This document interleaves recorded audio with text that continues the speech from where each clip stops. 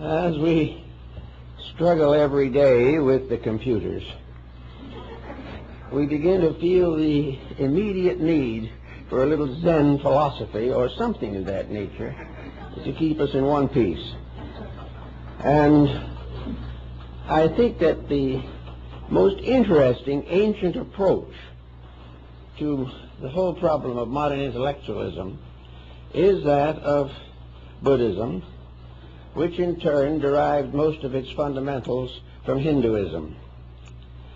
In the Hindu classics, there is the simple line, the mind is the slayer of the real.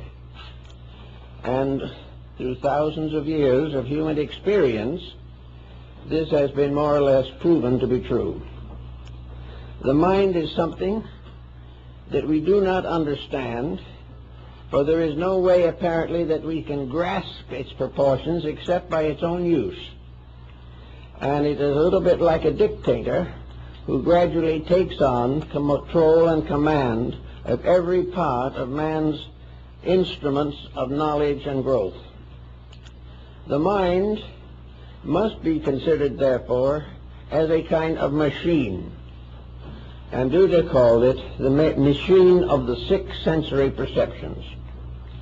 Now, at his time, machinery must have been pretty primitive, but he still used this term, and he used it in a way that was quite authoritative.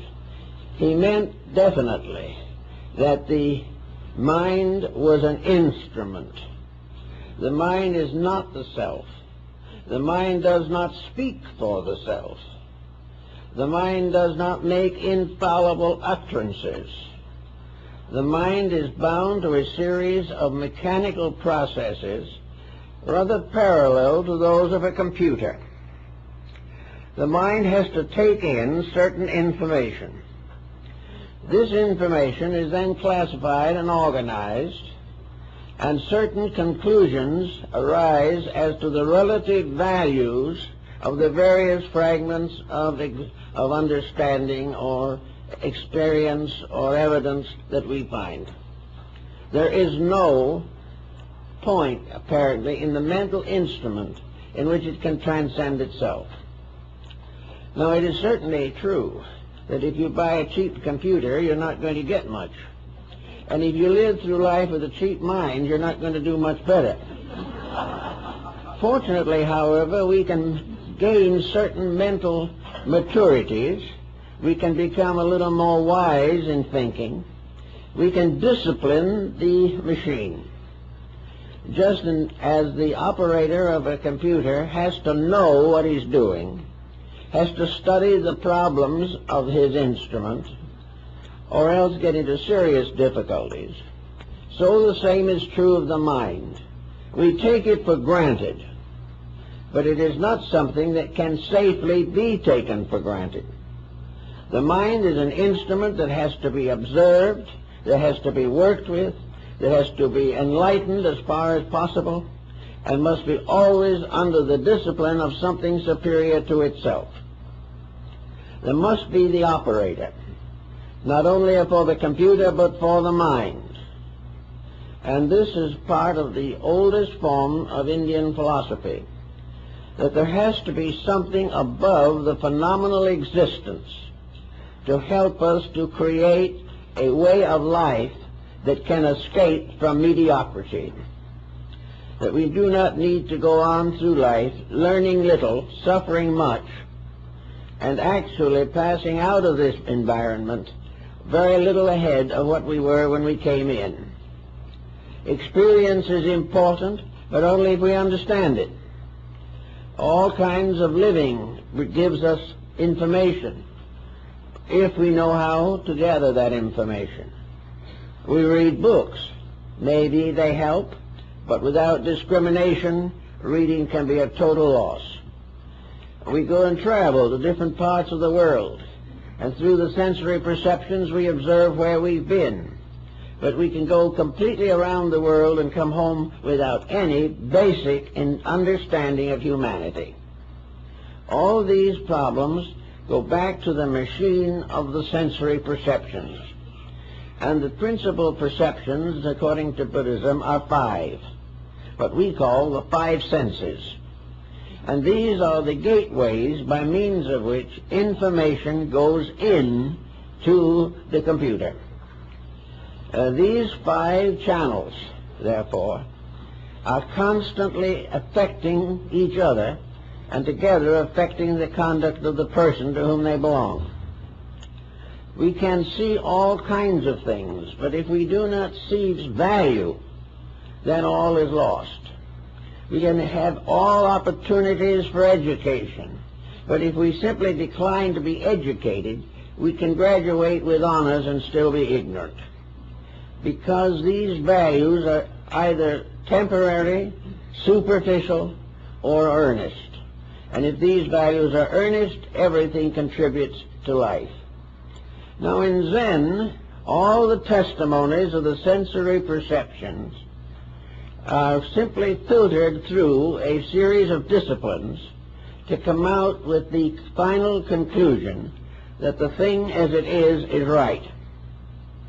Now, the thing as it is may not be at all appealing to us, and we may spend our lives trying to avoid it or evade it.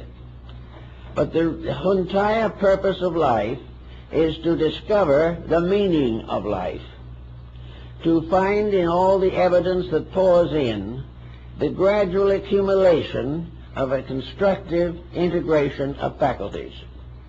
In other words, we must come to the point where we begin to understand the real values of daily experience. We must also come to the point where we can accept and work with our own shortcomings, that we can discover what parts of our nature are undeveloped and therefore open to tragedy. We can do many, many things if we use the computer intelligently. But we have to realize that no matter how we use it, it deals with the external life of the person. The computer is the same thing as any other physical instrument. It has limitations. The telescope can look far out into space and give considerable information to the skilled astronomer, but the instrument itself can never understand that which it discovers. Something has to use it that is superior to itself. The one who uses a computer must be superior to the instrument in order to control and direct it. And the individual who has a mind must be superior to the intellect if he expects to have a constructive life.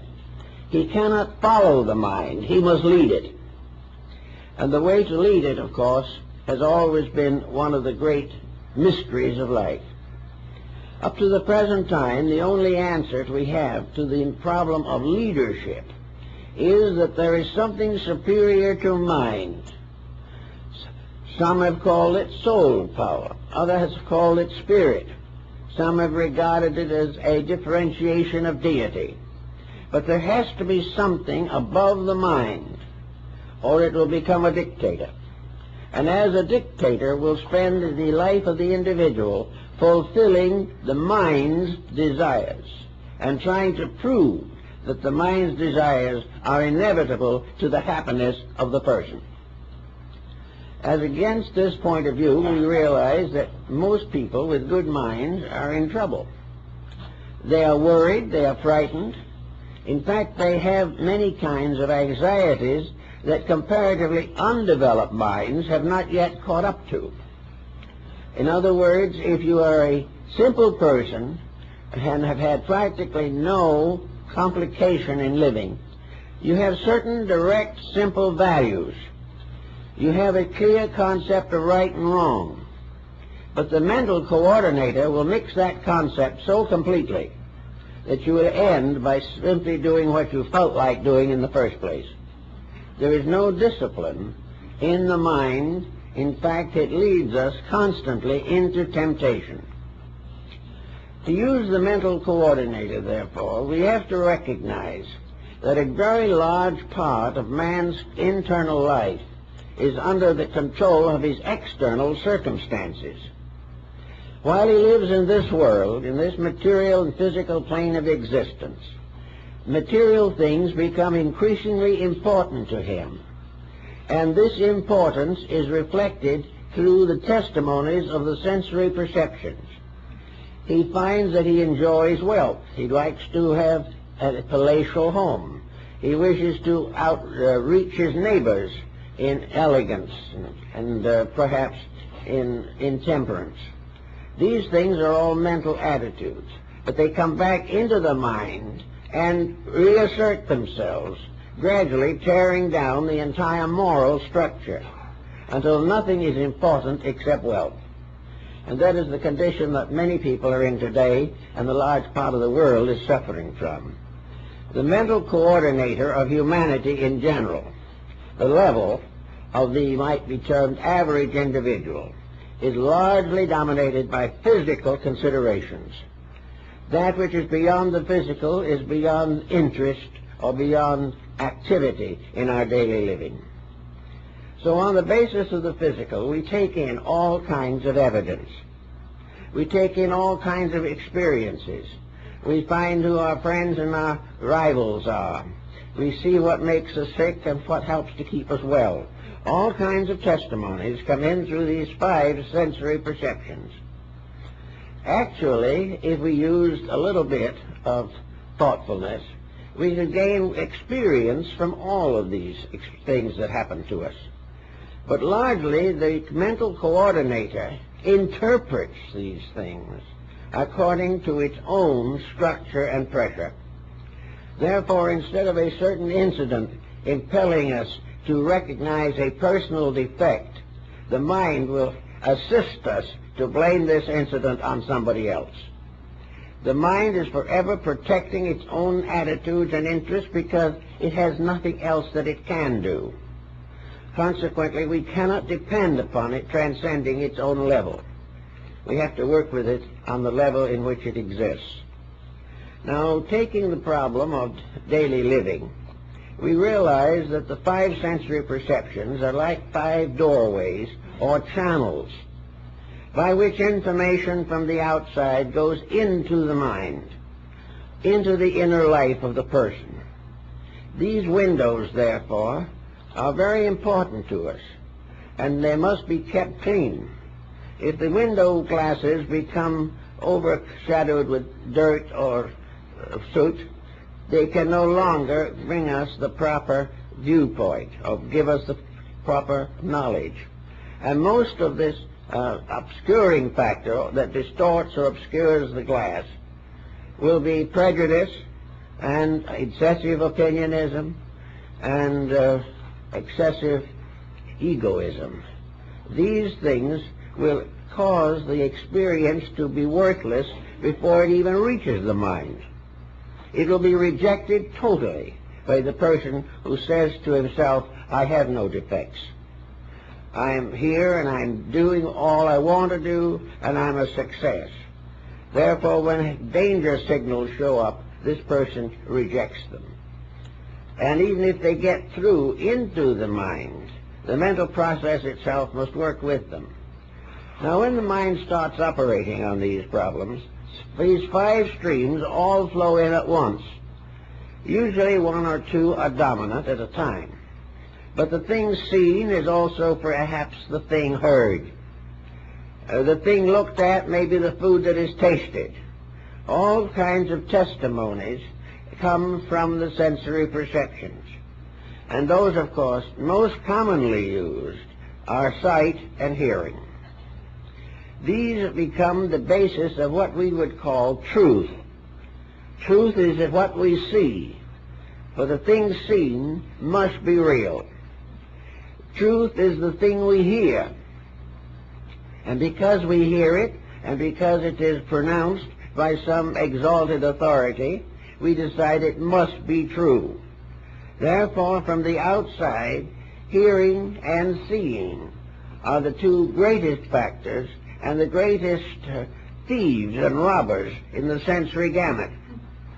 In the first place, things seen, as such, have little or no meaning. It is the meaning of the thing seen. It is the interpretation of the symbol, which is the thing we see, and which must remind us that the truths of life, the values of life, and the very substance of life itself will always be invisible. Therefore, we can only see what it does. And the moment we see what it does,